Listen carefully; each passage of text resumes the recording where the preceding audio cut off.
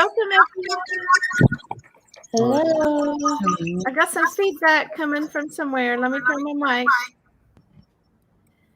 Okay. Good to see you guys. Welcome. We are a group of psychics and spiritual meetings coming together to help everyone awaken, align with their higher selves and soul's purpose while lifting up humanity. Welcome to our show this week. We are talking about the signs of awakening, and Rachel and I are going to co-host this show together a little bit today, and she's got some great little visuals for us and some information. We're just going to have some discussion and talk about what we go through in our spiritual awakening and kind of some signs that we can look for and figure out, kind of help guide us through a little bit. So, Rachel, how you want to start off today? Yeah, so hi everybody. Thanks for joining us. So we're going to talk about the stages of awakening and what those look like and just how that all evolves and how we can navigate through those stages.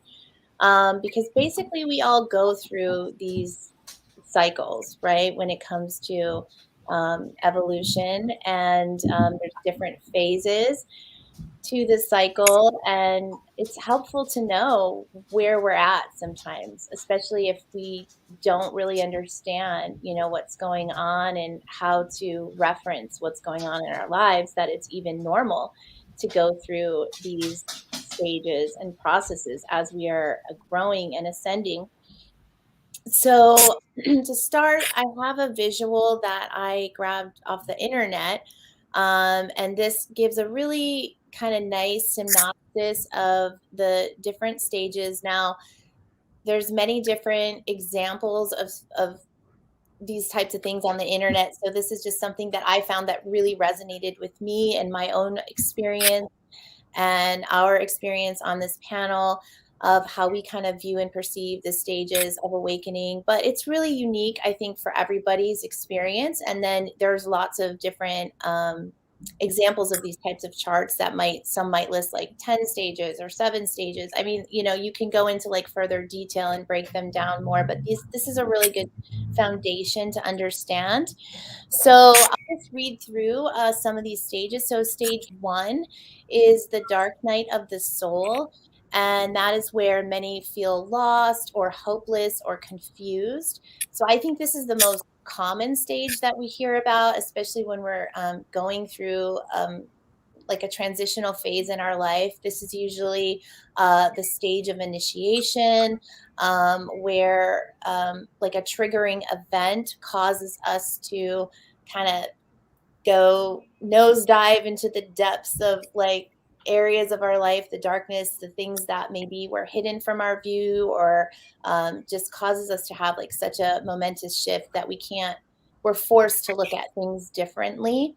And sometimes that shakes us up a bit. It leaves us feeling a little bit confused and lost and hopeless, even, because essentially it's the beginning of our I wouldn't say descent, but it's like the cause of us to start questioning now, who are we? What is serving us in our lives?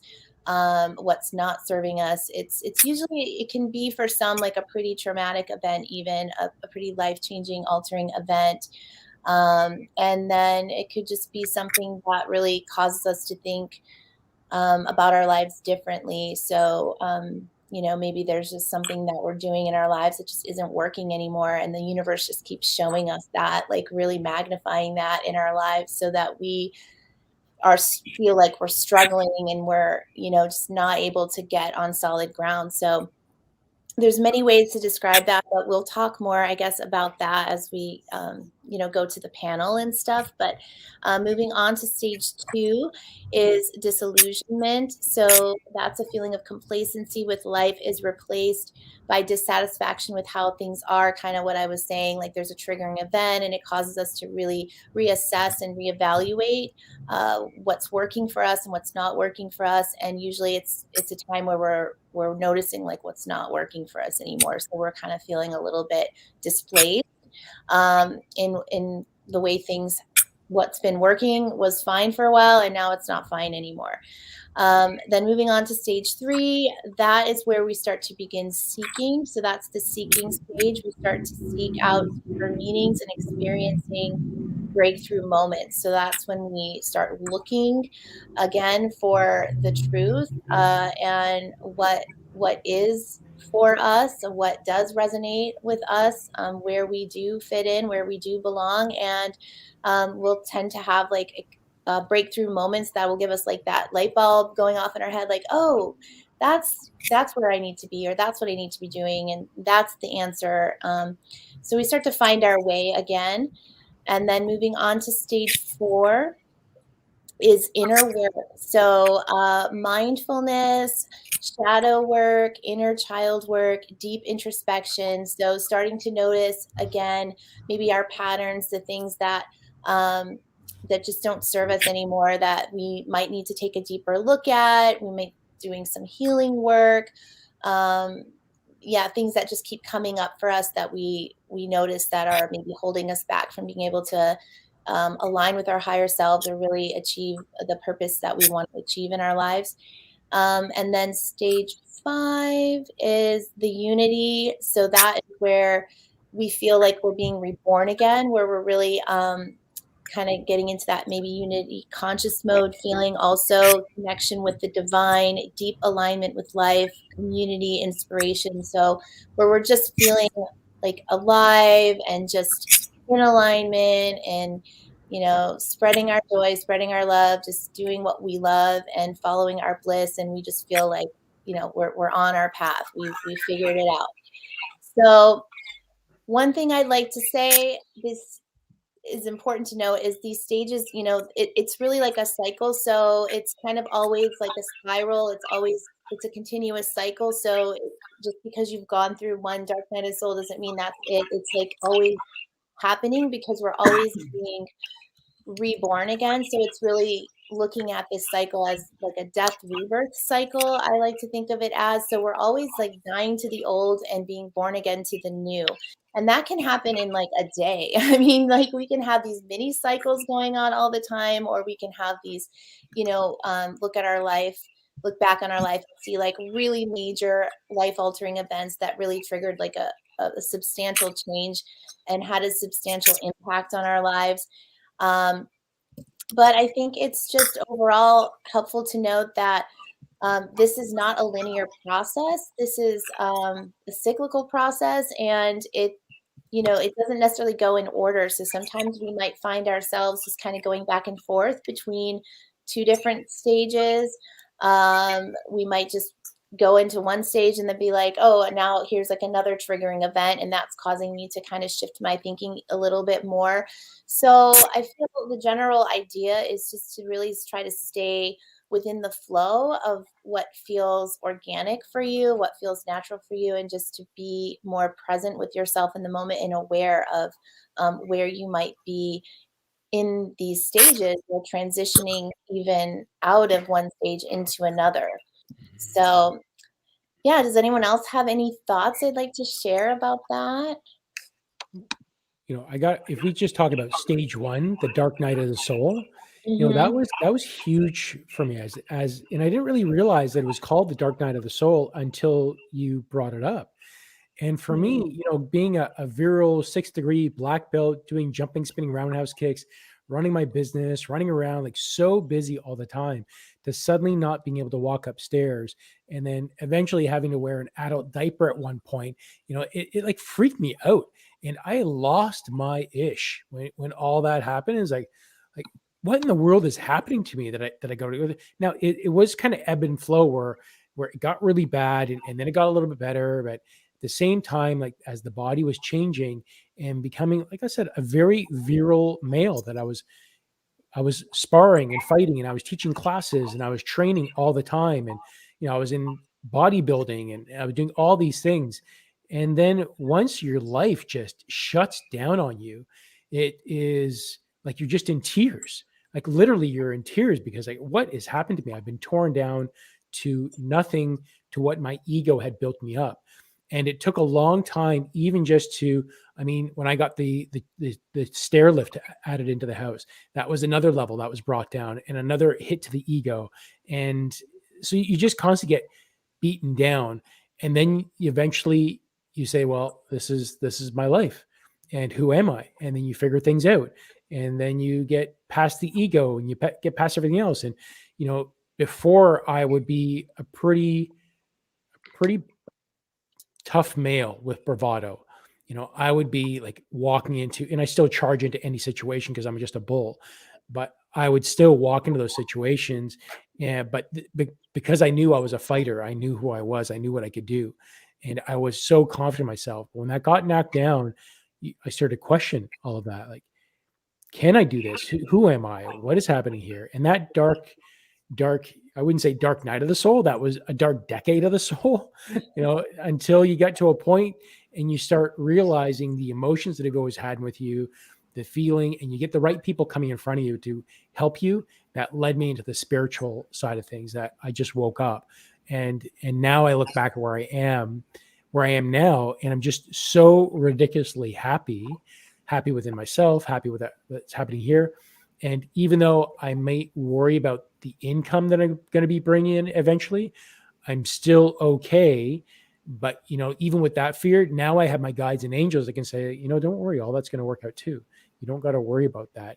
And of course, I look at my investments and my savings and all that, and it's good. I'm comfortable. But, at the same time, that fear comes in. Now I got a guide. I've got people to talk into. But if I didn't go through that dark night of the soul, dark decade of the soul, I wouldn't have had what I have. But that's not to say I don't have those pity parties. And I think that's when we get into like stage 2, whenever else, right? Or stage 3. But anyways, that was my, at least stage 1, dark night of the soul. That was scary as all heck. Yeah, it's like you lost like your whole identity of like who you thought you were, and you're moving into this like totally new unknown territory, and like not knowing what it's going to be like on the other side, Yeah. So and how that's even going to work. Like what, like your whole life was built upon this idea of yourself, and then that idea was just like shattered like over the course of this long period of time. But it forces you to kind of have to either, like wallow in that and just like give up on life, and become that like victim to life, and oh well, I guess that's who I am, that's just wasn't meant to be, or you just find ways to like keep seeking understanding like why in the process, and through that process through your process of, I think, even embracing the change, that's part of it too, like being willing to just accept and not dwell too much on past or why, but like also just moving forward, like what do I need to like just move forward and be happy and just continue to find those things that give you joy, even under those circumstances that are not the same anymore. It pushes you into like new territory. But you said something also that was really interesting to note for people, that it's not just like some people, it can last like years, like it can be a decade, the dark night, depending on the event, I mean, like in your situation, Con, that's like a slow debilitating process to go down, and then and then have to like build yourself back up again, and so it does take time sometimes to go through that period in your life. But having trust and faith that there's not a reason, well, there is a reason, there is a higher purpose, there is a higher meaning, and you can find still meaning in your life despite the circumstances that have shifted and changed. But that's really the process for people, is finding the meaning again in their life. I think that a big difference is also when you are going through this process, especially if you don't even know what's going on, if you're not aware of anything about a spiritual awakening or a dark night of the soul, it takes longer Yeah. because you don't, you can get depressed and suffer from anxiety, suffer from, extreme depression. I know one of my triggering events was me losing a job Mm. that I really depended on, which forced me to put myself out there. um, Never would I have thought that I'd be, sitting on YouTube with you guys, having my own channel, doing a podcast, just like I was forced to build up my confidence to, use my throat chakra and speak and put myself out there. But I depended on my job for so many years as a form of income. And I learned along my process that I'm supposed to be like out there, putting myself out there to help people. And it's not all about your corporate job and climbing the ladder and making money and, and doing all of those things. It forced me to build my confidence and throw caution to the wind and say, hey, I'm going to put myself out there and help people. And you don't really need a 9 to 5 job in order to do that. You can start your own business. You can build your abundance on your own. You don't need a corporation to give you a paycheck every 2 weeks. So that was life-changing for me when I realized that this could be done. Yeah. Yeah. I think it's something I've noticed that a lot of people that are in the awakening process Mhm. has went through this phase of um, stepping out of the 9 to 5. And Mhm. and I don't know if you guys have noticed that, but a lot of Yes. us that communicate with each other now are like, yeah, because I was the same way too. We are programmed. You go to school, you go to college, you get married, you get a job. It's just this whole layout that you're supposed to follow this pattern, and if you don't, you are not a success. Right. And that's just how it's ingrained into us. Yes. And we have to step out of that whole picture and be like, wait a minute, this, it doesn't feel right. And I think probably everybody that goes, through this first phase don't know what's going on Mm-hmm. because it is the first phase. And so, yeah, I've noticed that commonality. Like, a whole bunch of us are like, we don't have to do this 9 to 5. And we finally are either pushed out of it or decide to step out of it on our own and go our own ways. Doc, is the same way for you, isn't it?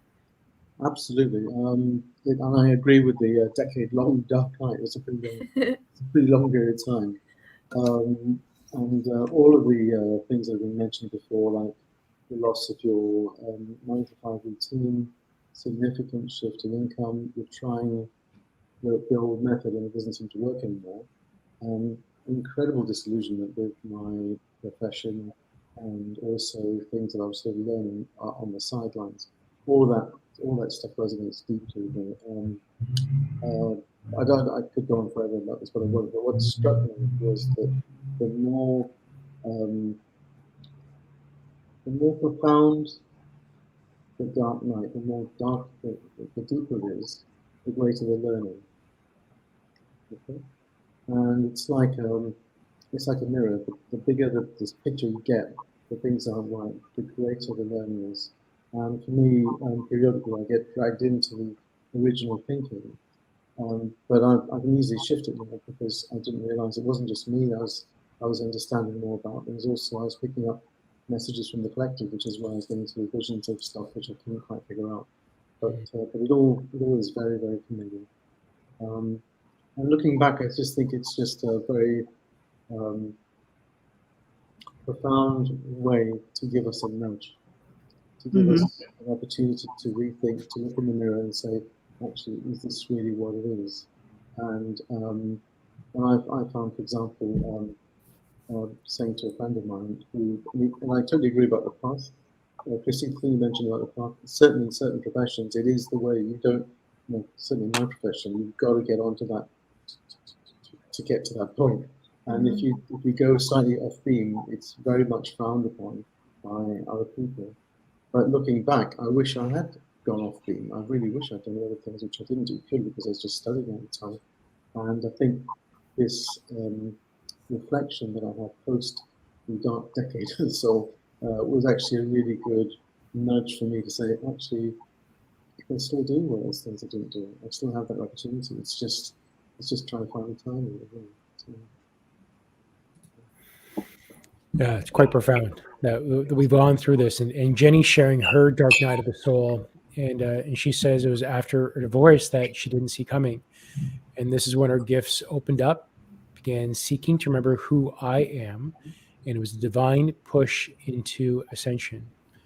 That's so good, so good, so good. The thing that struck me is that when we look at quote, success, be it in a profession, a career, a business, and we, I wouldn't say judge, but we sort of understand and appreciate our sort of 3D awareness of success. Success really should be measured by the soul progression and not by the position you have in a job, the stuff you have around you. It's really how you need to learn in that path. Yeah. Yeah. And Kira, she brings up something here that she's so happy to be awakening with all of us, give me strength and courage, and she's so right. Like, this is huge. If it wasn't for the soul family, the people that we've connected with, as Martine was saying, like the Facebook, the podcast, going on YouTube, connect up, and the people that we were resonating and connecting with, if it wasn't for this soul family, who I feel so much more connected to than my own family, being a black sheep, and now you have, somebody understands me. Somebody knows the compassion that is oozing out of me and is not ostracizing me for being so loving. And it's so nice to have like this family around us. It's so important. Without it, I don't think I would have had the same way. I'd still be resisting, trying to hold on to my egos, trying to still be a male with big bravado.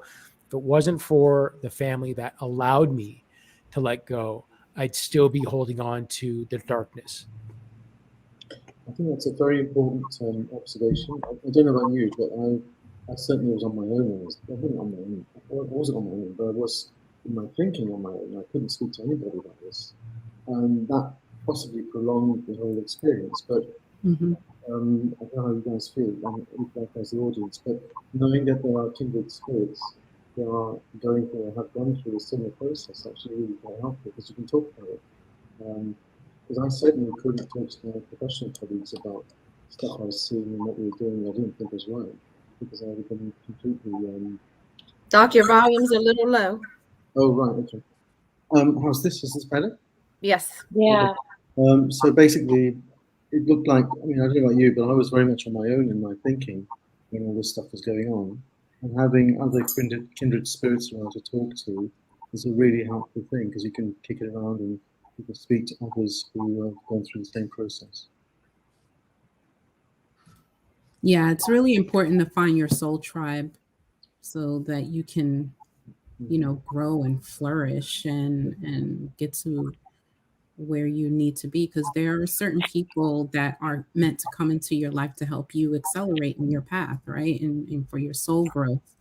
And that's part of the ascension process, is finding your tribe and then moving to the next, level. I think that's my opinion. Yeah, and I'd like to add this in about the stages of awakening, even, and kind of where this whole concept even is derived from. Is it comes from Joseph Campbell, and I don't know if you know of him or if you've heard of him. I don't even know what to call him. He was a professor. He's not alive anymore. But he studied all of the religions of the world. All of mythology actually was his thing. That was his subject that he studied. He was like an expert in mythology. He just like read all of the mythological accounts from like all over the world, like even like tribes, in remote places. And he started to see universal truths coming up in these stories. So they would have all these different characters and myths and legends, but there was a similar pattern in how the story would go. There was, and he essentially wrote a book about it called The Hero's Quest or The Hero's Journey. And that is what it's known as. This concept is called The Hero's Journey. So it's basically a chart that shows all the stages that the hero goes in the story on the journey and all like the phases he must like conquer. And so essentially in life, we are the hero of our own journey. So that's how it's relevant to us. But this is also a concept that people use in movies. So anyone writing a book or writing a movie is using this template to write this storyline. And that's how movies are so similar. And like there's a main character, he's the hero. There's a call to adventure. So a triggering event that causes this person to like pushes him into like, okay, he has to do something. He has to go on this journey, whether he wants to or not, and he's got to go. And then, so there's like, then he goes on this journey, and then he starts, hitting like obstacles along the way, but then he gets allies. So allies come into, so like teachers or wizards or like just the magical helpers come into his life at the right moment where he's like about to like he thinks he's gonna fail. I can't do this, and then someone comes in to help. And that's exactly like how it is in real life. I mean, that's exactly what I think we can all relate to, is like, there are moments of loneliness and moments of, can I do this? Is this even possible? Like, what am I being asked to do here? And then right at that moment, like there's a breakthrough. There's something that happens. Like you meet somebody, or you find that teacher, or you find that book, or you find that person that just kind of holds space for you, or gives you a little nugget of information that just keeps you going to the next level. So that's essentially what it is. And, what the universe does provide for us on our journeys is we'll get those magical helpers. We just have to be aware, and knowing and understanding that is, what's available to us. Mm-hmm. So I kind of view that as like our soul tribe. And then like a lot of the teachers that we've met through mediumship, that's kind of like given us some confidence and supported us in our process. And yeah. What was the name? What was that author's name? You said Joseph Campbell? Joseph Campbell. Yeah. Mm-hmm. So yeah. My husband and I used to watch his videos. There's a really good not a documentary, but like an interview with him. It's like old interview, but he kind of explains his own perspective of life and spirituality based on his study of all of these religions. And it's really interesting because he's pretty much comes to the conclusion that we've all come to, is like, we're all one. It's all the same. Like they're all saying the same thing, and it's all about waking up and, just realizing. But he came to that conclusion through the study of mythology, which is interesting. Okay. So all the different religions, and he saw the commonality and the common themes. And the guy from Star Wars, the guy that created this franchise, was like a student of Joseph Campbell. Like he used that, his Hero's Quest or Hero's Journey. There's a book that he wrote called The Hero's Journey, I think. And not George Lucas is, I think, his name, the creator of that series.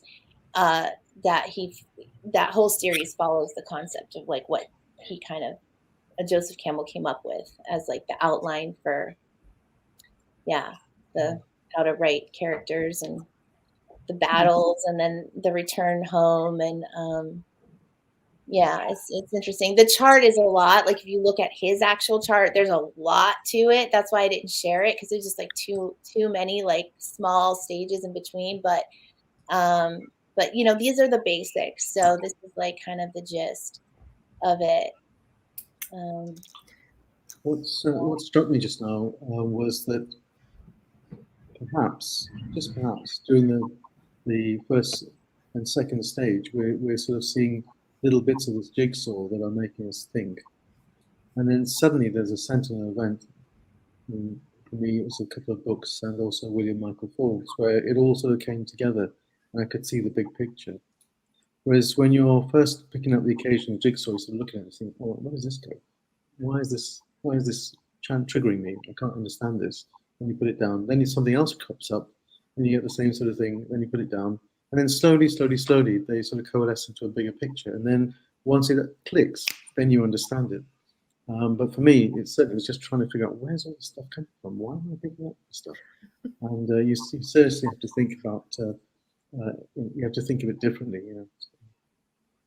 Yeah, you have to change your perception usually. And so it's putting those pieces together. That's how I have to see the full circle of things before I'm like, oh, and it seems like it takes me forever.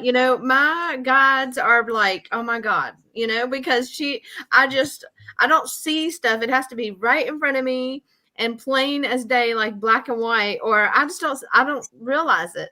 And they probably just think I'm the dumbest person ever because it takes me so long to catch on to the littlest things. And then finally I'll be like, oh my gosh, when I finally do see it, it's like, why didn't I realize that sooner? It's so simple. But I have overlooked it or missed it. And it just goes on and on for me. It seems like forever, but I know it's all divine timing, and I'll realize it when I'm supposed to, but still I feel like I'll look back at things and I'll be like, what took me so long to get through this? Because I could have realized it so much sooner. So, don't, I used to beat up on myself about it, but don't do that because it happens.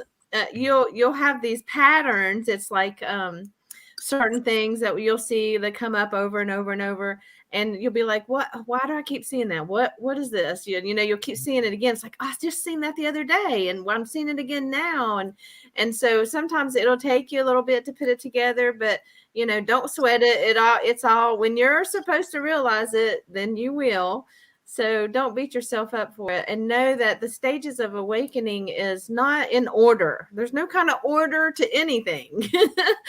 It's like, it's organized chaos is what it is. It's just like, it's always this up and down and back and forth and just all over the place. And, that's the normal, there is no straight path to it. So, don't feel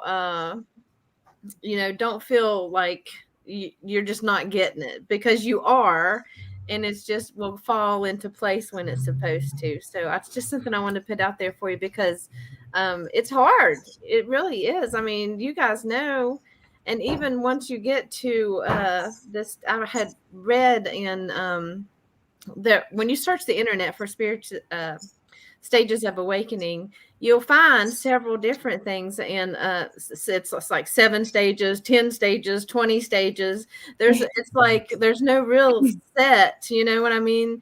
This, and you're really not going to find anything that's going to fit your path exactly, because we're all different. So we're all going to have different paths. So it's and I think another part is coming together, meeting people of like minds. And all of us that are here now, that's part of the awakening is coming together with like-minded individuals. So after you come out, that when you're in the dark night, you feel so lonely. It's like there's nobody that understands me, and I can't talk to anybody. And everybody goes through that. And then you find it's like crumbs on the trail, and you're finding these little crumbs, and it leads you to something, and then it leads you to something else. Like for a lot of us, it as William Michael Forbes was our led it to, we all was kind of guided to him, and then we were guided to each other through him. So it's just kind of gotten bigger and bigger. It just expands out. And so, and to sit back and, you know, to watch it and to be able to talk to people, and, you know, that's part of our awakening that opens us up to be like, oh gosh, you know, they know what I'm talking about. So yeah, I'm sure you guys know. I mean, you guys know what I'm talking about. It's just a lot of us are going through it all, you know, at different Yeah, I stages. definitely know that. I mean, my guides in the beginning when I was channeling, and I was going through this process, they just kept saying that was their phrase, follow the breadcrumbs. Follow the breadcrumbs. Okay, guys. So just they would put one little opportunity in front of me and I would be drawn to it, and it was just do that. You know, this is it's gonna lead to like something, or it's gonna work out. And but I had to trust, you know, and I had to be willing to a little bit step out of my comfort zone sometimes, you know, not dramatically, but like, you know, it was shifts, little shifts were happening with each willingness to take that step forward and go that direction that they were kind of slowly leading me in.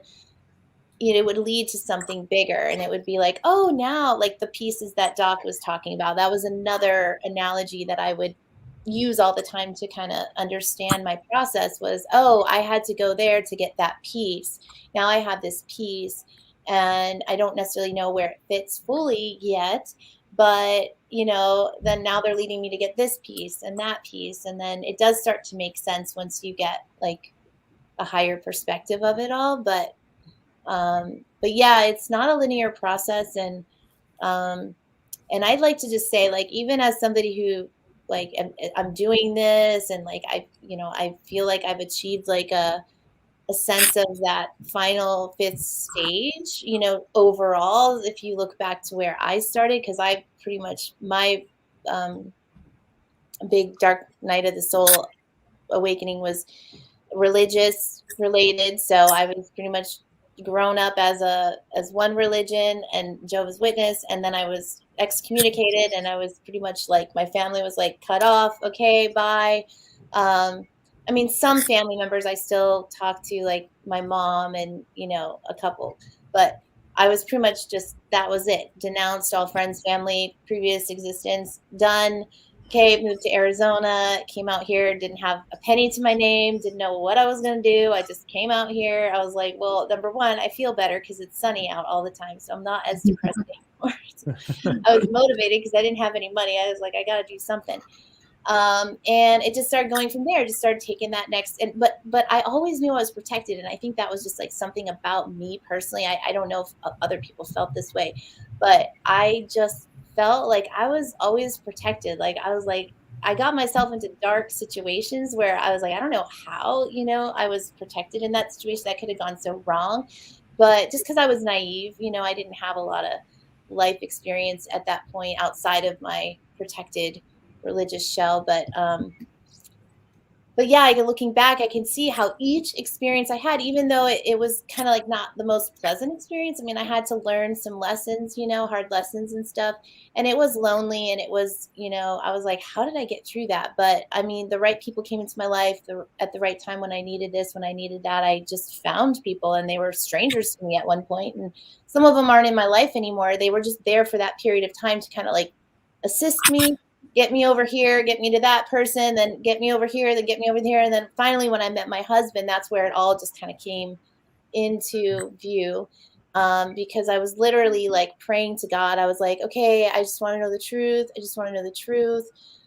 Anything. Do I need to go back to this religion? I'm just tired of like, you know, not knowing. Like, I want a connection with God. I just feel like that's what I want. And then maybe like the next, I don't know if it was that week, I think I met my husband, and he was already been on the spiritual path for a while. So he kind of just started giving me books to read and this and that. And it was like, oh my God, you answered my prayer. So I was like, that was my answer. Thank you. And, you know, the rest was history. So here we are, you know, like 11 years later. But yeah, so that was kind of like a major transformation for me. But I was forced to like just not know anything. Like I had no idea even what I believed in. I just knew that the religion was like, it wasn't working for me. Like I really tried to do what they wanted me to do, and it just kept not working out. I was like, what's going on here? But then when I found that peace, I was like, oh, now I get it. Like, now I understand why that didn't work out. Now I understand why I tried so hard and it just kept pushing me out, spitting me back out. I'm like, I'm praying, I'm reading the Bible. What's going on? So anyway. What about I know we all go through our awakening differently, but I'm going to ask a candid question here. Mm-hmm. Was there a point where anyone got like really tired of it? Because I know I did.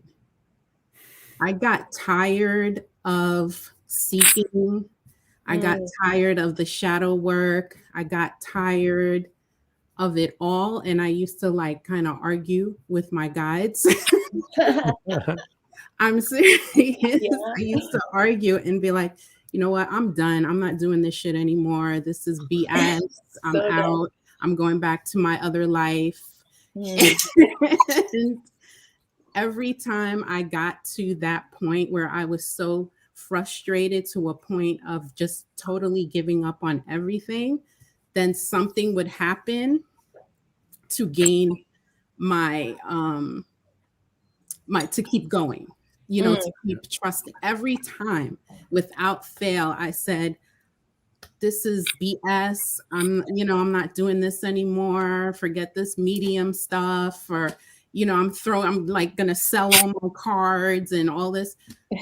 Then something would happen to make me feel good about continuing on the process. Did that happen to any one of you? Yes. And it's still happening. Yes. Even now, like a lot of times we're on YouTube when we're showing our best selves. A lot of times we have to show our worst selves as well, because this isn't a constant escalator ride up to heaven. That's not it. This is the roller coaster, but it's a really shitty roller coaster because it's made out of wood. It's rickety. Your back hurts and everything's just sore and painful. There are times that, I had to jump over to medical cannabis, and there's times it's like, well, but of course I said I needed medical cannabis because I need the medical cannabis, and I'm doing it the right way. But I'm using even that as a label and a crush because I didn't care if it was medical or not. I just want to get high and escape the world right now. And it took me.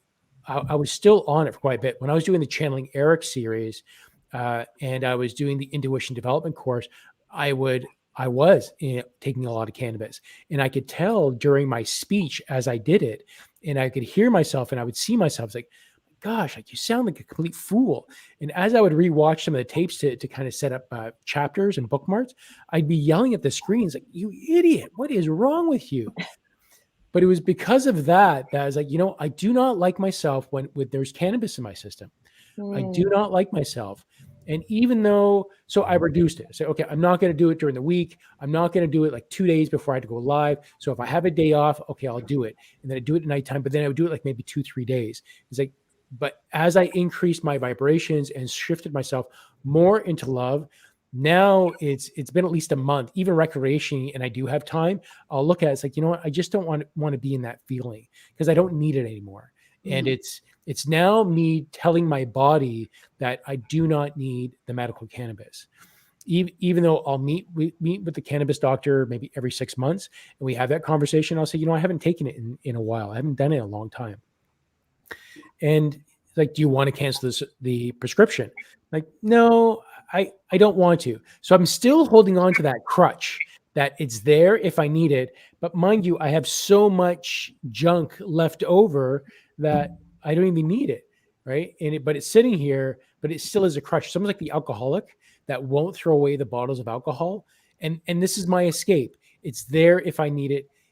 And mind you, I have taken it at least once in the last month, but I was like, I couldn't sleep at night. My body was just so crazy, and I was going through a really crappy night. So I decided, I need some rest. So I ended up having some cannabis, and that put me right out. But otherwise, it's still my crutch. Nothing's perfect, and you still get those days where you are, when the aches and the pains, when I get up and I'm really stiff or my hand really cripples, is I start panicking. Oh shoot! Like I'm getting worse. Here I go. I'm degrading. This is it. And then but I might get stuck in there. I'm stuck in that loop until I catch myself. It's like, what are you doing? This isn't how manifestation works. You have to love yourself. You have to talk to your body. You have to end it with a positive. And then I get back on that good talk again. And then I realize, okay, I'm feeling my muscles. And, oh, it's really ropey. So my wife, she's an acupuncturist and traditional Chinese medicine, nutrition. So she starts feeling my arm and seeing how ropey the muscles are. And so she started doing cupping on me. If I could show you my shoulder, it is, I don't know if this is going to show or not. I'm not even going to get my shirt down enough, but I've had a big, massive cupping mark on me. And because she did that, all of a sudden I can open and close my hand again. So here I was getting myself into the spiral and the panic, and it's a roller coaster. Just like you're saying, Martine, you get to the point, it's like, fuck, I just don't want to do this anymore. Like, give me drugs, let me escape. And whether it's drugs, alcohol, sex, or, getting into a promiscuous relationship, whatever it might be, it happens. And yeah, I mean, I have those moments with 3 kids at home. I mean, it's just like, I would channel something and I would go out and I'd be like, stop yelling, but not like on my videos. This is when I first started channeling. I just got like better about it, but I just,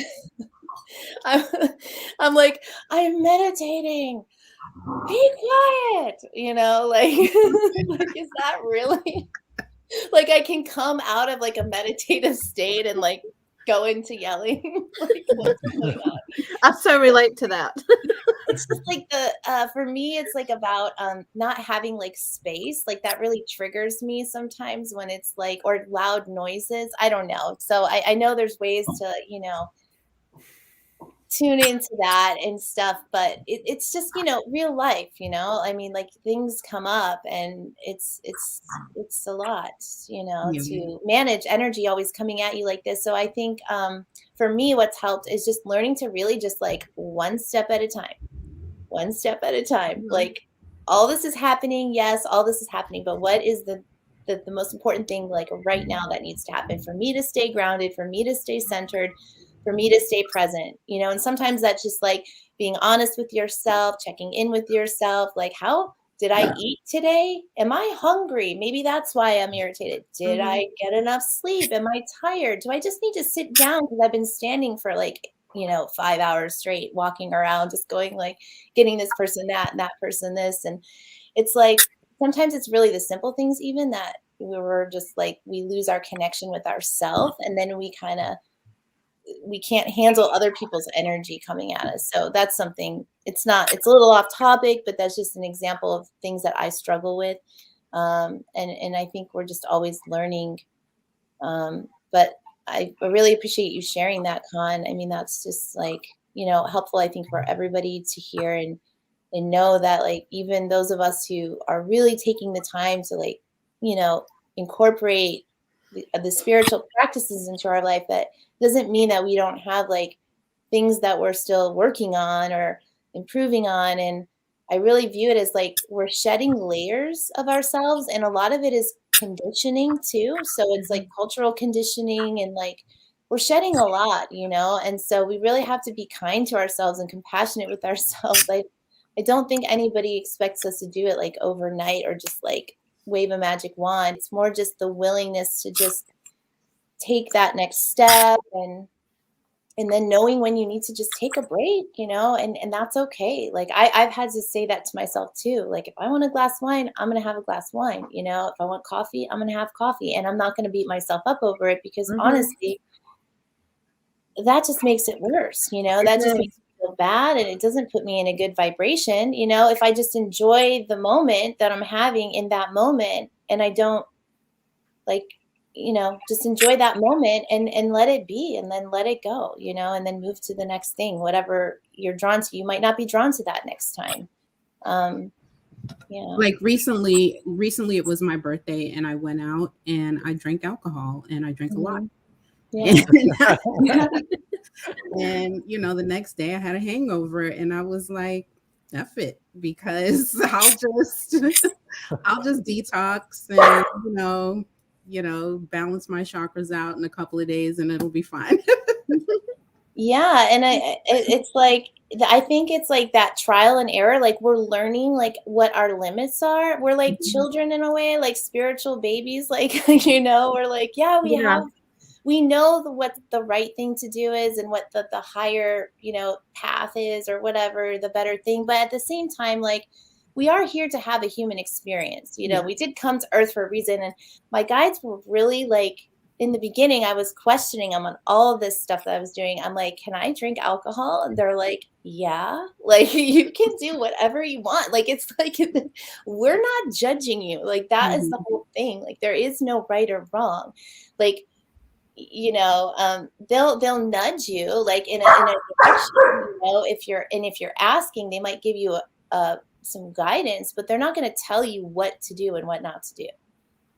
So I don't know. So it's kind of like we're here to learn through testing our boundaries, testing our limits, like actually doing that to see like what worked for us and what didn't, and then adjusting it and refining it next time. So it's really just about like being aware, like growing our awareness.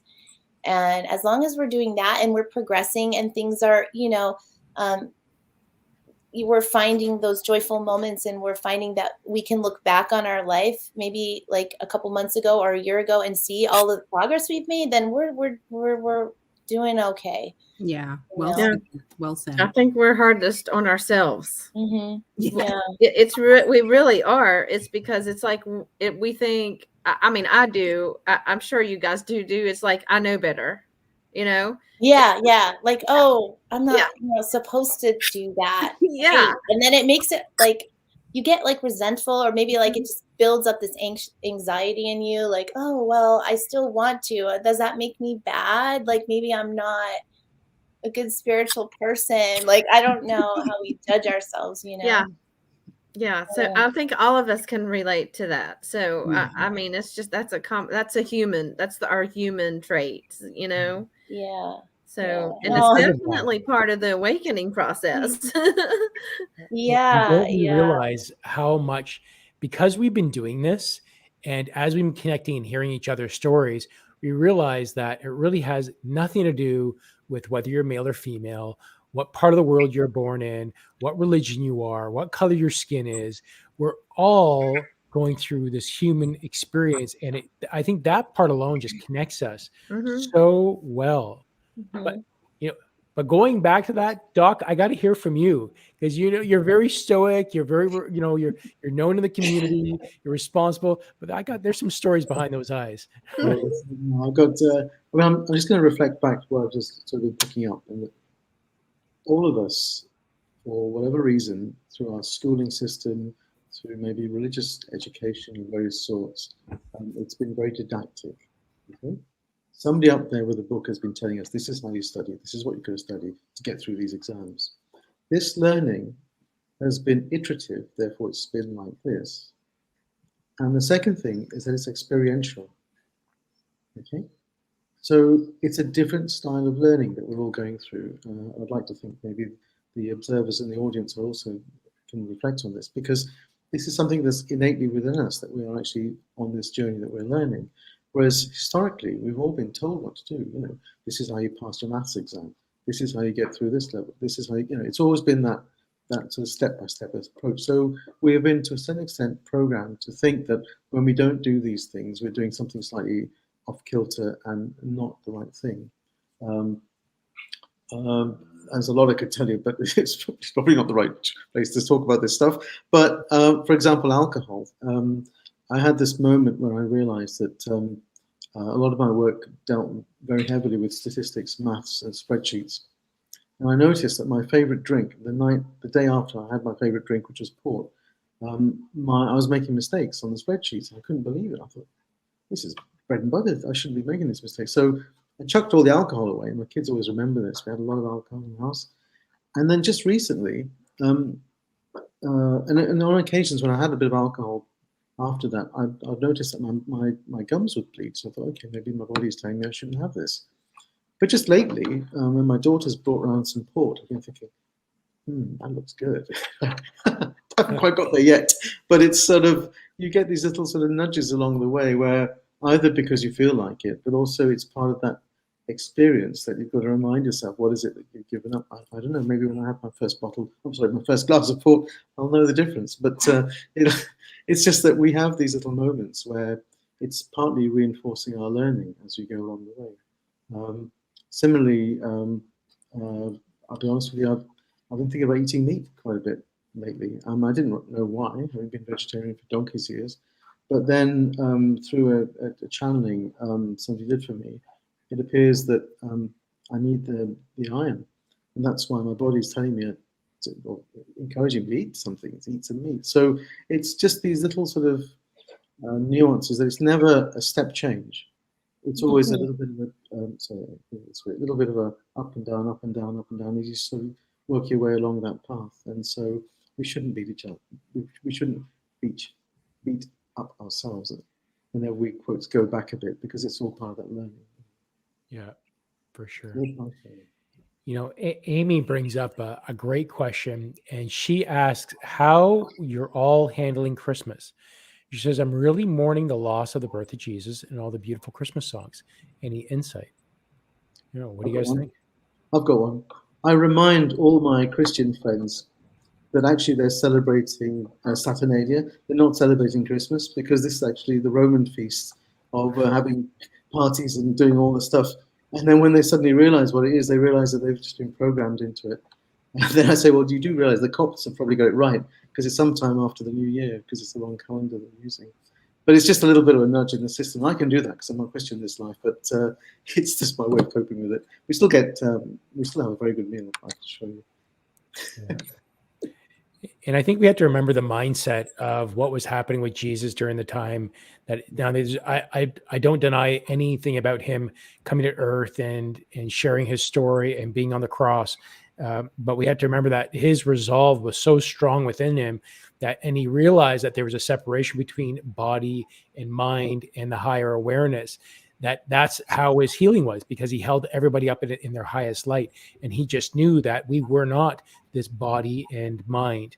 That, as Grace said earlier, that, this is an actor stage. And as Rachel said, this is an actor stage. And we are just in a different actor suit. And this time I happen to be a balding, pasty white guy. And I'm walking on the stage, and these are experiences. And my higher self is saying, okay, go on stage, and this is what you're going to do. And then someone else comes into life, say, okay, Doc, go into this guy's loft, go on stage and do this, and this is just that actor. So I think Jesus really knew that, at least that's what we're getting from when we do our channeling, that, this is just part of the show, and we're all sharing this experience at the same time, and we're all living this at the same time, because this is how we all grow. Yeah, Doc. I'm sort of trying to get through this book, but I think it's called The Autobiography of Jesus or something like that. And it's just an amazing book. And Amy, if you want to get a different perspective, if you haven't read it, I thoroughly recommend it, because it really makes you think differently about the life and times of Master Yeshua, because it really is very, very profound. What's the name of it? I think it's called The Autobiography of Jesus. It's a lady who channeled it, with Master Yeshua actually telling her what to write. And it's so, for me personally, it just resonates so deeply, so strongly, because I know from past times I've been there. I was there at the time, and I met him apparently. But the main thing is that we know from a spiritual context, his energy and his work transcends that moment in time where we see him in the 3D sort of guise. Yeah. Interesting. And you know what? I love Hallmark. My wife and I, we watch Hallmark movies. You see the doom and gloom, and all the TV shows are all on dramas, and the housewives of wherever, and they're all drunk and partying, and then there's the boat of this, and that whatever drama is. You know what? We throw in Hallmark and we immerse ourselves in Christmas. My wife loves Christmas, and pretty much 24/7 in my house is Christmas Hallmark movies going on. And the nice thing about it, it's love and it's caring. And the most frustrating piece about the drama they have is that the miscommunication, that instead of loving each other, they see each other and they're talking to a boy or a girl, and it's like, well, I don't have a chance, and they walk away. And the miscommunication, that is the most amount of frustration that you have in a Hallmark movie. But everything else is love, and people are singing. And I'm not religious at all, and it's only through my awakening that I've actually connected with Jesus and Mother Mary and all the religious figures. I've never had that religious experience. But you know what? You want to sing a Christmas song? I don't know where the mourning is in the Christmas song, why you're mourning it. I'm just remembering Amy's question again. Why there's really mourning the loss of the birth of Jesus. I understand it. And the beautiful Christmas songs. You know what? Immerse yourself. But like, you want to sing a Christmas song? Sing a Christmas song. Let's all sing a Christmas song right now. Like, let's have a Christmas show. In fact, next week is our Christmas wrap up. Next week we'll start off with some Christmas music. That's it. It doesn't make you any less spiritual. Yeah. We all have our guilty pleasures. Like me, I will sit down and watch a marathon of the Real Housewives of New York and Atlanta, and doesn't mean that I'm, not a good person. I just enjoy to watch other people's drama. Yeah. I find it highly entertaining. And that's it. And then I can move on. That's Yeah. it. Yeah. I'm a second that. I say just like do what you enjoy. Like if you enjoy it and it's giving you something, if it's lifting your vibration, you feel good about it, don't deny yourself, because I mean, Christmas music is beautiful. Music is beautiful. Music brings emotions up, and if you resonate with that, allow yourself to enjoy that also. But me personally, I do love Christmas music, and I love like the season and the spirit of the season. And with kids, it's easier to get into that. I mean, obviously, being raised a Jehovah's Witness, we did not celebrate any holidays. So even birthdays, I mean, some of my family snuck some birthdays in there for me, but basically we really didn't celebrate like Christmas or anything. So when I met my husband, his family was more Catholic, and so they did, and I just loved that. I love getting together with family. There's so much more to it than just the beliefs around it, and it's really like what you make out of it. So it's like what you create out of that experience for yourself is what gives it meaning and value for you. But yeah, can I say I just heard the word integration. Integrate. It's like integrating all of the different parts of yourself, whether they're, your little guilty pleasures or your side. It's just bringing those all together. Yeah, making time for all of those parts too. Yeah, exactly. And I was just even thinking in terms of like celebrating holidays, like, someone just said they celebrate the winter solstice. I mean, you can create your own version or vision of that holiday based on what you do know about Jesus and bring that into it. But yeah, I didn't really connect. Well, this is one interesting point I wanted to say about like that because of the religion thing. So with Jesus, I was part of a religion that it was a form of Christianity. We had different views from Catholicism, but basically we believed Jesus was the Son of God and all of that stuff. So we did worship Jesus, but I never really felt that close to Jesus going to church. And that was like the funny thing is like I feel so much more like I know Jesus now. And I had a hard time praying to Jesus. Like then when I was in that religion, I just didn't feel right the way we would pray. Like, I don't know, just like, please do this. And it just felt like so distant to me. And then in Jesus' name. And I was like, why do I have to say in Jesus' name? Like I can only, like, it's just so weird to me. It just felt so separate from him. Like, I just feel like that just doesn't feel right. So I wouldn't pray. I had a hard time praying. It just didn't come out right. It wasn't like from the heart. That was my experience, my same exact experience in the Catholic Church. Yeah. Yeah. And so now I have no problem praying from the heart. I don't even call it praying. I have a hard time with the word prayer even. I haven't figured out a good word to call it, but I just channel, talk to, or like just say like speak my intentions or commands or whatever I want. Like when I'm saying something, I don't say it like, oh, can I please have this? It's more like, you know, my intention is to do this. I ask for assistance from this guide or that guide. But yeah, it's just more empowered when you can connect to them directly. Yeah. I must say, we love going to Christmas carols, and obviously we look very traditionally Christian, but it's always quite funny because at the end of the service, the vicar always sidles up to me and says, would you like to come to next week's? And it's quite funny, really. But it's all good fun as long as you enjoy it. It's what matters. In fact, I'm going to church this evening for the concert. That's another story. So, You know, it's interesting you say that because I was born Muslim, but my dad he'd pray 5 times a day, but then when he came to Canada and had my sister who's 4 years older, he'd be doing the praying and he realized I didn't even know what I'm saying. He'd just be saying the words. He didn't read Arabic. So I don't even know what I'm saying anymore. And he stopped it in our household. So in my household, and my mom on her side, her mother was Christian, but her father was Muslim. So she was born in a mixed religious house. And this happening back in Turkey, you know, that's like maybe mixed relations between black and white was here 20 years ago, how it was taboo in the 80s, let's say 30 years ago in the 80s. So her having a mixed religion back in Turkey, she was ostracized. So when we were brought up here, my father says, you know, I'm not going to pray anymore.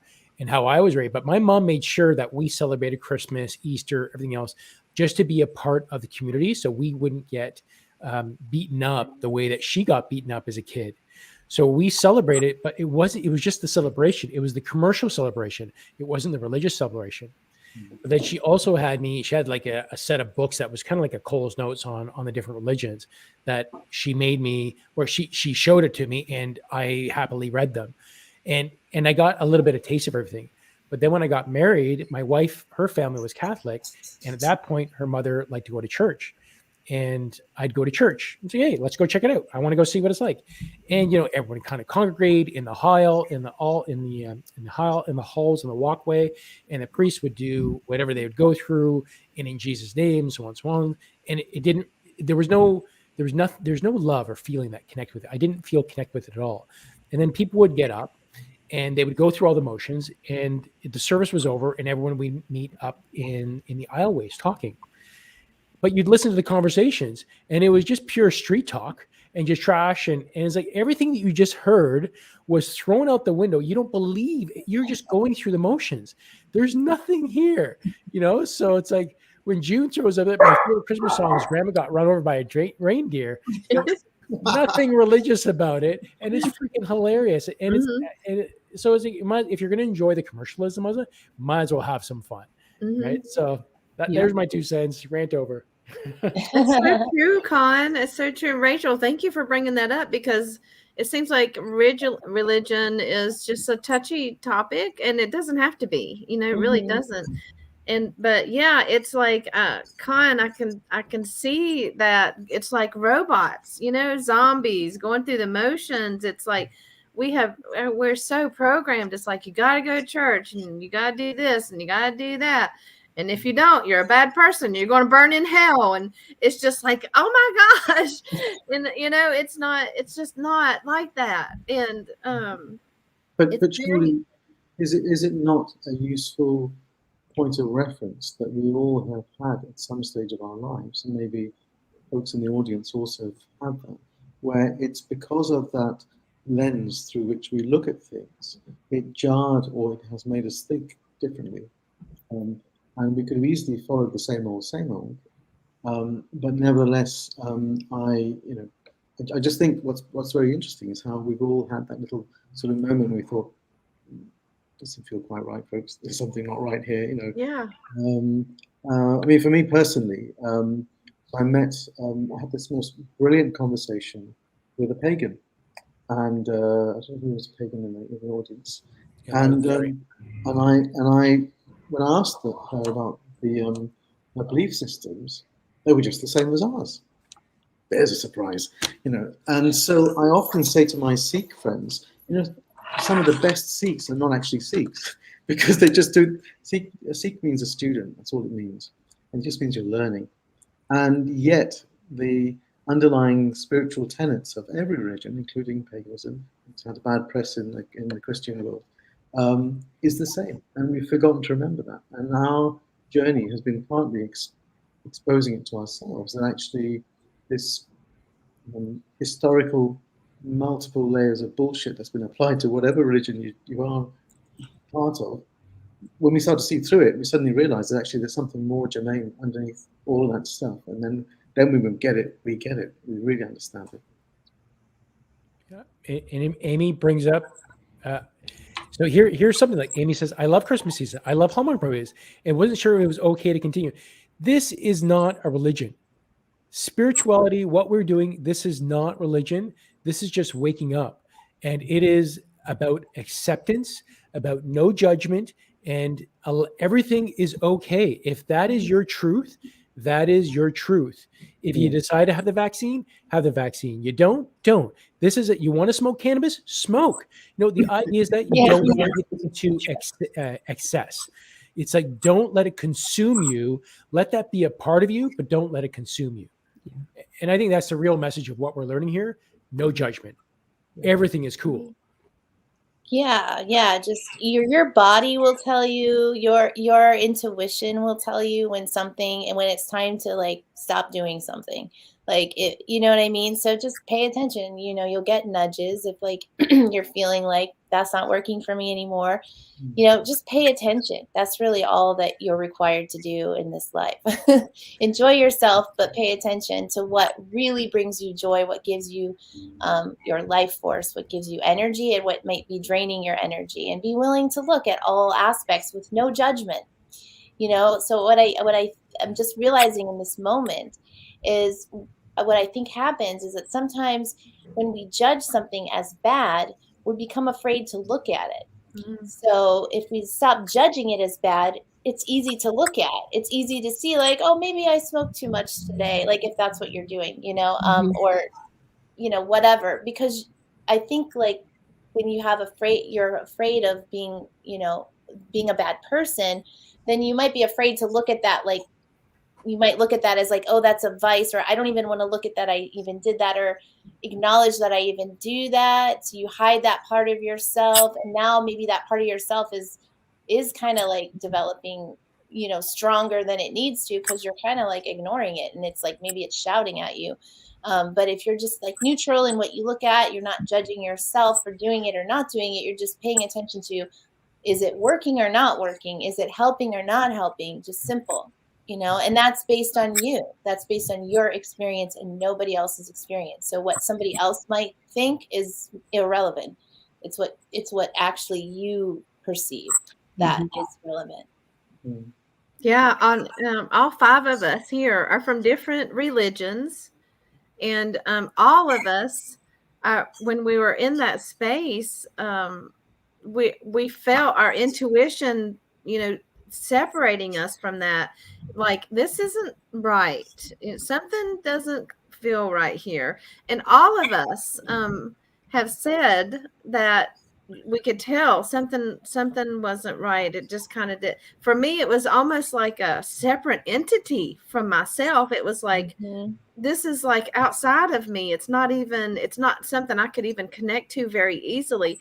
But I was forced, I had to go to church, every Sunday night, every Wednesday. It's like I had to go. It's like, you're going, whether I wanted to or not. I didn't have a choice. I had to go.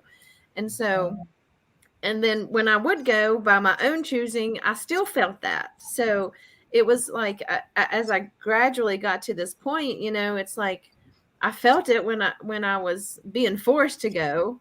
I felt it when I chose to go on my own. It was still there. My intuition, of course, it's not going to change.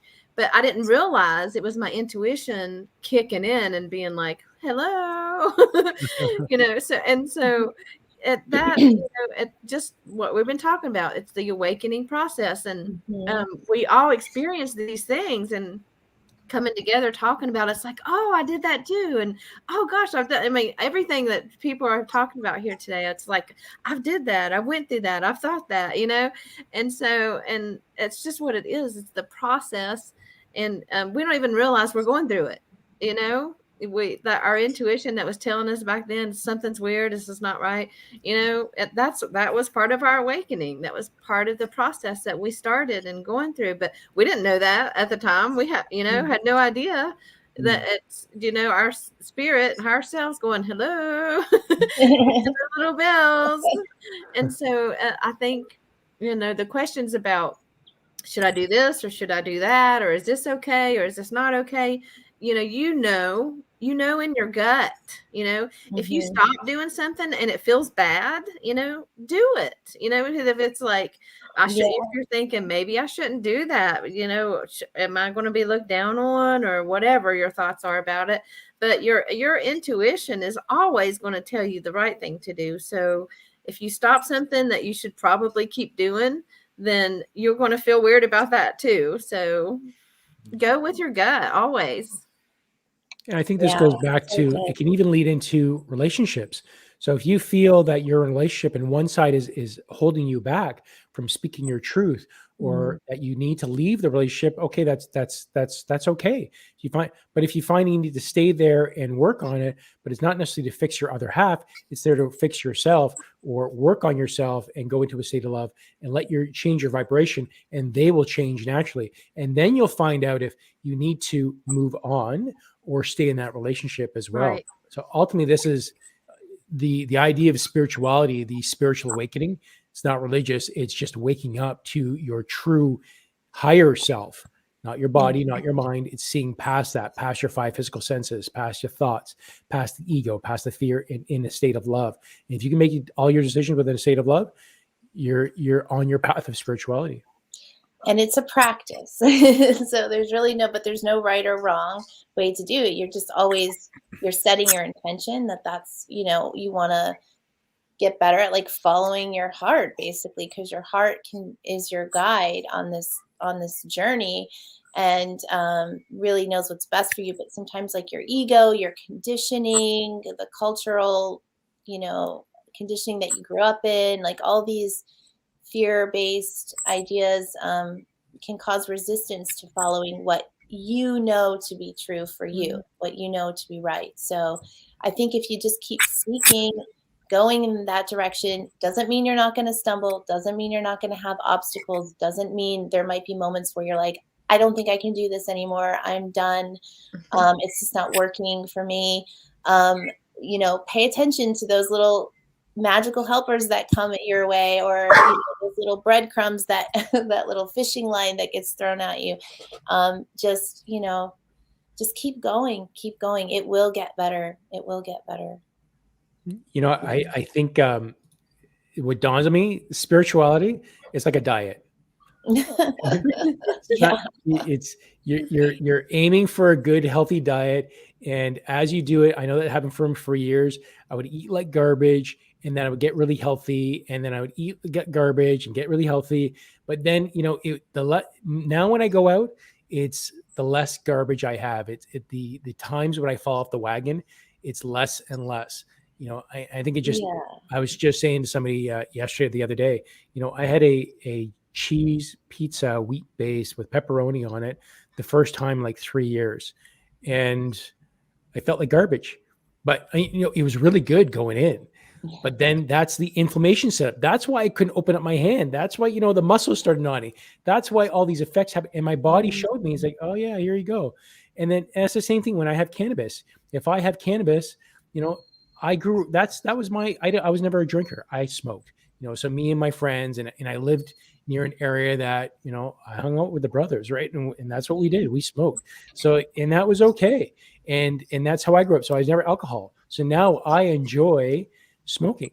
But when I do it, now when I have it, it's like, I don't enjoy that anymore. And now when I had that pizza, the taste wasn't the same. It wasn't as good. You know, it's like, okay, this wasn't as enjoyable as I had in my mind. But it took me that 3-year gap. So the next time I have that, I mean, I can't even remember the last time I had Kentucky Fried Chicken. And that is just some greasy mess of chicken, you know. And when I had that the last time, and that was like, you know, 15 years ago, and it was so gross. So I think it's the spirituality. It's a diet, on, off. Your palate changes, your diet changes. It all changes. But thinking about experiential learning, those 2 or 3 examples you've just given are, in a way, you actually reinforcing your original learning about when you abstained. Yeah. Yes. So it's like a little memory jog to say, now you know why you did it. Absolutely. Rather than boom, mic drop. Yeah, that's so good. Yeah. This is Nice, Doc. to teach you why you did it. Mm. I have to speak slightly off beam here because I know somebody who is going through this process as well, and their biggest challenge is that they're currently in a relationship with somebody who's definitely their soulmate, but they've also met their twin flame. And from what they were saying, it's incredibly hard. And that's a really hard call because they totally understand unconditional love now. But it's just a really, really hard call. Mm. Yeah, and we go quickly. I don't want to go move too far in this. You know, a twin flame is meant to challenge you. It's meant to push you into uncomfortable situations for you to learn from, and that is the true essence of it. And not all the time, but that is one of the things that what a true flame is. They're meant to challenge you. And I know my wife has done that for me as well. Not only is she my best friend, my soulmate, my romantic partner, but she also pushes me at times too to make me look at myself and change. And I love her for that. It's so key. But you know, in the right situation or the wrong situation, do people recognize that? Is it just a complaint? So this is why we need to stop. So when your partner is saying eat better, dress better, wash yourself up, whatever it might be, it's sometimes not them nagging you. It is they love you so much that they're looking out for you. And we need to shift our attention to that.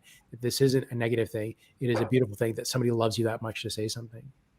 Yeah, it was interesting. I was going to mention that earlier, like that thought, that idea to say something along those terms came up earlier. I don't remember whose comment I saw, but so it's interesting that it's coming around again.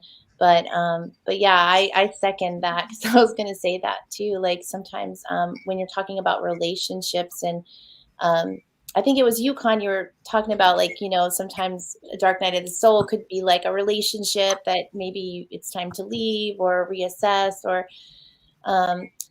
but yeah, I've had moments like in my relationship where I'm just like, I'm done. I'm speaking my truth, but this is my truth. And, you know, and I'm feeling like that person's not receiving it as my truth. But then, you know, just hold on a second. Just hold on a second. You know, there's more to the story. So you look at it a little bit more and then you start to see like, you know, is there love there? Yeah. Do I, you know, it's like, that's like in the moment, like a frustration, but not necessarily like the truth. So sometimes the truth is like, are you willing to see their perspective?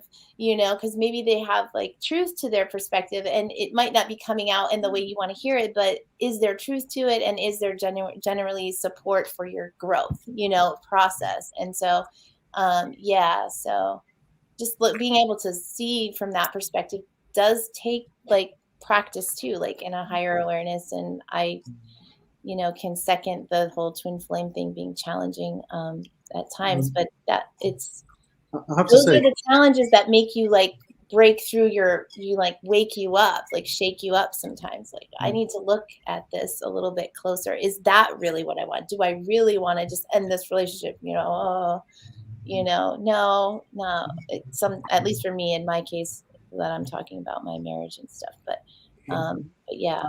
And I think that goes back to that dark night. You know, see, we have the circle in the center. This is a continuous circle. So these stages, we're constantly, you know, the next dark night, the next emotion comes up, the next thing comes up. This is a constant process. It doesn't change. Yeah. There's going to be triggering events, and the triggering events are catalysts for you to look a little deeper, you know, or look maybe even from a higher perspective at like the situation. What's the message in this, and what are you being asked to do, and what's the next step? So, yeah. So it looks like we're getting close to wrapping up here. I feel like we kind of said a lot, but got to like a good, I don't know, stopping point, it feels like, unless there's any more comments. But yeah, does anyone have any final words on like our topic for today? would it be worth considering if there were particular books, films, or documentaries or whatever, where you mentioned that, Rachel, that chap had written a book about the heroes, for example. I mentioned the Jesus autobiography and a few other books I can think of. Would it be worth considering just compiling a list of those, just in case other people would like to just dip into them to see if they're of interest to them or not? Or should we leave it? Yeah, it's a great idea, I think. I don't know, where would we put the list? Do you want to put it in the comments or on like the video description? I'm open either way. What do you think is the best thing? Yeah, I mean, this is streamed when we initially create the broadcast. I'm able to create all the descriptions. So if we can share that among ourselves and put it on our own channel descriptions as it comes. So yeah, that's a good idea. Yeah, that's great. That's great. Okay. If I could very briefly mention then, just because I think Martine asked, the author of this book is Tina Louise Spalding, and it's called Jesus, My Autobiography. You can get it on Kindle and paperback as well. Louise Spalding? Tina Louise Spalding, yeah. She's written a few other books as well, but it's one of those books. It's just jaw-dropping. It's absolutely. Wow, I would like to read it. I've heard that. Someone told me about that recently too. And one of the reasons why I sort of got into this slightly was that I met this incredibly venerable Buddhist nun. She was a very senior Buddhist nun, and she said to me, "You do realize we Buddhists know where Jesus is buried, don't you?" And I thought, what? Because that sort of screws over the resurrection story, but that's another step. But the long and the short of it is, this has been known in certain places in Muslim villages in northern India, Pakistan, Afghan border, that sort of area. That's where he's buried, and apparently there's some corroboration. I don't know, I've not been there, I can't say for sure, but it would be very awkward for the Catholic or for any of the hierarchies in any of the Christian religions to say, actually, folks, we know where he's buried.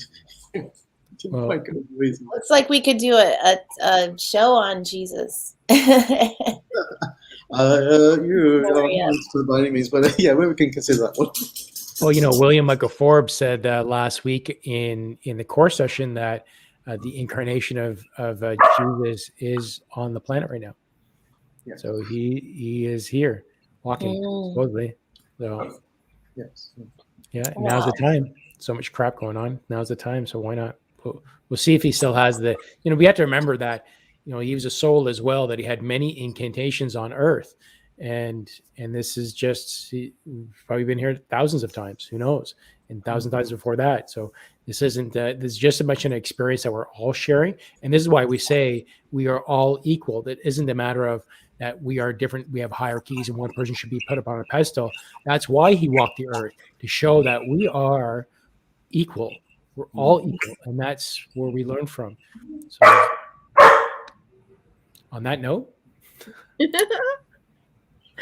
So I think we'll just wrap it up, and we're looking forward to next week, which is our final show of the season. So the new season will start in January, mid-January, right? Is that the 19th? Yeah. The 19th, yeah. Yeah, we're getting together the week before, but to talk about it. But so our last show of the season is next week, and that is going to be a reflection on the year, the past year, right? And I'm still trying to remember are we doing readings too? We'll figure it out, and we'll talk about it. And then I think our first show in the new year, Martine is going to lead us with her singing bowls and start the season out, and we'll do some channeling for the new year. We'll talk about that, but that's I'm jumping ahead a little bit right now, but we can make the last show whatever it is. Like we'll do some readings. Also, I think we have a giveaway we talked about, or the potential of a giveaway on our last show. So for people that show up and post in the comments, we'll figure out a way to include everyone in the giveaway. on that show, which is next week. And yeah, so exciting. Does anyone have anything coming up they'd like to talk about? Any events? Go ahead, Juan? Martine. You want to start? I have a lot. So Oh, okay. Martine. I just my YouTube channel and my podcast, Martine's Musings podcast. The link is in the description. I recently uploaded a distant Reiki healing for healing limiting beliefs. So go ahead and check that out, and as well as my podcast. Awesome. What day is your podcast, Martine? I upload every Monday now. Okay. Nice. Love it. Yeah. Anyone else? Yeah, I guess that leaves me now, and then you, Rachel. So for myself, I am on nightly at 12:15 a.m. Eastern Standard Time. I'm now doing a daily channeling practice to go through all the clairs. So, and you guys remember when I did channeling Eric, and he was guided to. So Eric has said, okay, now I'm doing other work, and he's now stepping away as acting as my guardian angel or my spirit guide. He's still with me, still guiding me, but my primary guardian angel, Sebastian, has stepped forward. And so he's having me channel. It was very last minute. He said, go online now. And then, okay, so we're going through clairsentience, clairvoyance, clairaudience, clairalience, the nose, clairgustance, the tasting, and then claircognizance, the knowing, as we do all that to kind of hit a complete vibration of the head. And I am freaking buzzing afterwards. So that is nightly. I'm doing that. And of course, Divine Soul Awakening every Wednesday. And this Friday, in 2 days on my channel, it's another Ask Spirit. So a full 2 hours. I'm going to get through everybody that comes on the channel. I'll just answer messages and channeling, and I'm just building up my spiritual muscle. So a lot of people are resting right now. They have me in full force. And of course, I'm doing the 1 billion strong twice a day, the raising the unconsciousness to love and raising the body into love. So lots going. Oh yeah. And Jenny, that's right. Thank you, Jenny. Tomorrow, Thursday, on Practicing Angelic Messages, the private Facebook group, at 4 p.m. Eastern, 1 Pacific, we are doing a practice session, card pulling. So everyone to pull cards for each other. So we'll be Jenny, myself, Lisa, and Amanda will be on a private Facebook group. And if you're not part of it, reach out and we'll get you in there. Ooh. I just thought of a strapline, Khan nightly. Yeah. I love it. I love it. Thank you, brother. I love it. And Rachel, you're back in action now too, right? Yeah, slowly making some new videos. Mostly, I've been doing videos. I've tried to get back to my live events, but that's just been kind of a slow going process. Things come up. It's just busy. My life is so busy. Every day is like 5 different things, new things coming in. So I swear. So I just have a lot going on, and I think it's hard for me to, keep up the pace or keep with the schedule with my events that I like to do live events on my private Facebook group page, which is called Intuitive Soul Rising, and you'll see the link below if you want to join that. I do have intentions and plans to do a live practice channeling of the Ascended Masters this week on Friday. That's usually done on Fridays at 1 p.m. That's Mountain Standard Time, but also 4 p.m. Eastern Standard Time. And yeah, so I'm planning on doing it this week, but something happens, but I hope not this week. And then I'm also just mostly promoting like my YouTube channel again. So I've been producing more videos, and it's a lot of this stuff that we talked about today. About like breaking free of fear and ego. Like I did just a recent one channeling with Lord Shiva, and then I've got one I just posted, an energy update for December with Joan of Arc, and I have another one I haven't posted yet, but it's really good because it's all about it's with Melchizedek, but it's all about what's the difference between when it's our ego talking or our intuition talking. So I feel like that is going to help. Some of the stuff we talked about actually Doc pointed out about this process came up in that video. So with him, what he said. So really interesting. So tune into my YouTube channel for that. And that's really it for now. So Kristie, anything with you?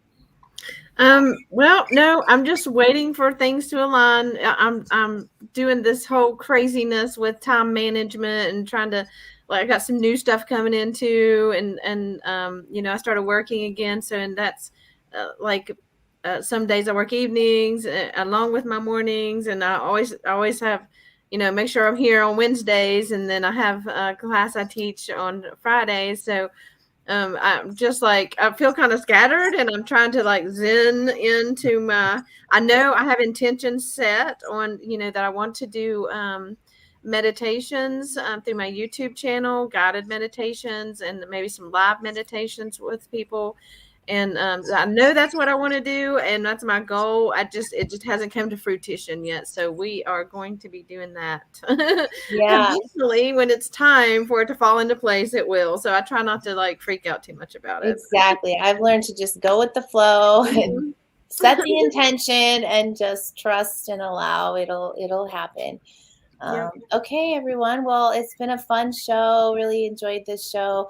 Thank you all for being here. We look forward to seeing you next time. Have a great day. Have a great week. Love you guys. Don't forget to like and share. Oh yeah, like and share and subscribe, please, so we can get the message out. Thanks again. Love you guys. Bye. Bye-bye.